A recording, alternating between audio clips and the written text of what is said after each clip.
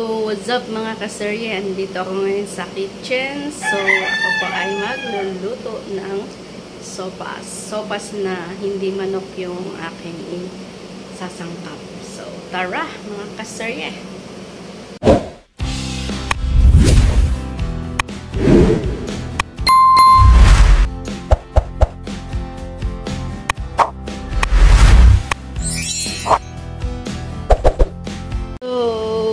Ito na nga mga kaserye, ako po ay nagpakulo na ng water at nilagay ko na dito yung ating macaroni. So, ayan na siya. Niluluto ko na po siya habang ako po ay nag-ready na ng ibang mga sangkap. So, let's see. So, ito na nga po at ready na ang ating mga sangkap mga kaserye. Andito na yung ating garlic. Ayan. And then yung ating onion. So, ayan. Kunting hotdog. And carrots. Cabbage. And then yung ating corned beef. So, dahil wala po tayong ibap ngayon. So, ito na lang muna. Mag-fresh milk na lang po muna tayo ngayon mga kaserye. So, tara na. Let's go! Let's cook it na para makapagpamerienda na po ng ating mga nagtatrabaho dun sa apartment. So, tara, let's!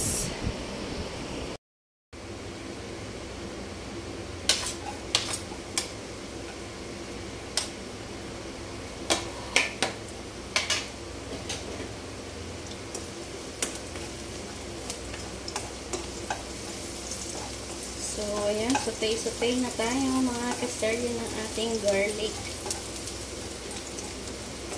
para mag-golden brown. And then, next natin yung ating hotdog. So, next na natin yung ating hotdog.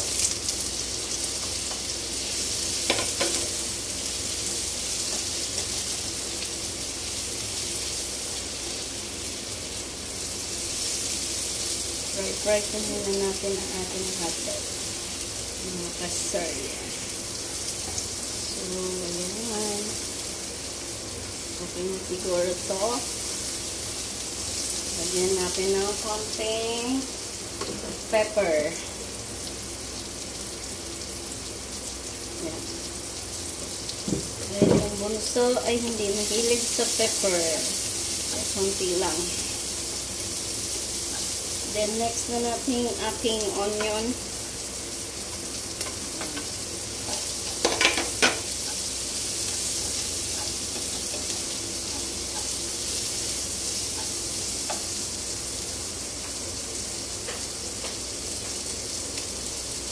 Then, itong ating corned beef. Ayan.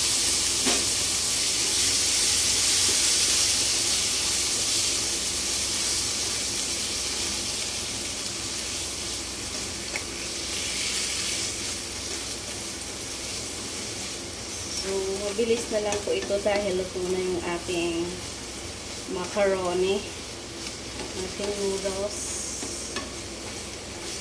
Pakulo na lang natin to doon. Tapos timpla-timplahan. Lagyan ng milk. And yung ating cabbage.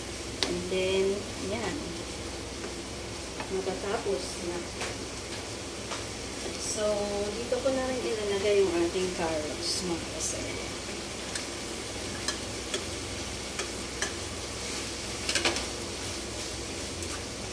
Kasi yung chicken nasa pinakailalim ng freezer. So, malaki yung freezer na to. Yung kasama ko, di man kinalkal, kaya ito na lang. Ito na lang yung ating isasahog sa ating macaroni sopas. Diba? So, yan na. Kumukulo na ito ng kabila. Mga kaserye. So, yan. Pagpalitin ko na sila mga kaserye. Yan. Lilipat ko na ito. tayo. Finale na tayo mga kasay. Finale. Magpe-finale na tayo. So, ayan. So, lilipat na po natin dahil ating itong sutay-sutay ang ating ingredients. Ayan. Sa ating kumukulong macaroni. So, ayan. Naging red na ang ating white macaroni.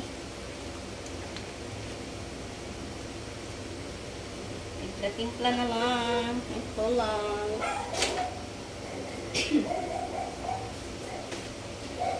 So, lagyan natin ng fresh milk. Ano kayang magiging lasa nito mga kasari? Walang iba. So, ito na lang. Fresh milk na lang tayo. Good luck sa lasa. This is my first time na siya ang ginamit ko. Ayan. So, papakuluan lang po muna natin mga kasari. Let's wait and see. So, ayan na mga kasari. Lagyan na natin tong cabbage bago natin i-off ang ating kalan. Bago tayo mag-off the heat of the fire. Ayan na. Luto na mga kasarye. Okay naman yung lasa niya mga kasarye sa fresh milk. Na-survive na rin. So, pas na rin po siya. So, ayan. Ready na ang inyong lagayan. Kainan na mga kasarye. Thank you for watching.